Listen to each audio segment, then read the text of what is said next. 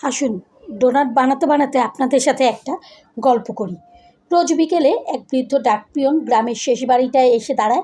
বাড়িটার বারান্দায় ছোট ছেলেটা প্রতিদিনই তার দিকে তাকিয়ে জিজ্ঞেস করে, আমার জন্য কোনো চিঠি আছে? দারোয়ান মুচকে এসে মাথা নেড়ে বলে, না বাবা, আজও আসেনি। একদিন ছেলেটার প্রশ্ন করে না, ডাকপিয়ন দরজায় কড়া নাড়ল, কিন্তু কেউ এলো না। পরদিন সে নিজেই একটা চিঠি লিখল, প্রিয় সোনা, একদিন অনেক চিঠি আসবে তোমার নামে, অপেক্ষা করো। সেই চিঠিটা সে নিজেই ছেলেটার ডাক বাক্সে রেখে এলো। সেদিন থেকে ছেলেটা আবার অপেক্ষা করতে শিখলো। আসলে আমরা অপেক্ষা করতে ভালোবাসি।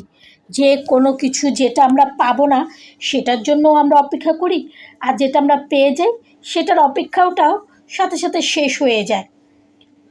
আর তাই অপেক্ষা অনেক বড় একটা ব্যাপার। আমার সাথে আপনারাও কি একমত? তাহলে অবশ্যই কমেন্ট বক্সে আমাকে জানাবেন। অপেক্ষা করব।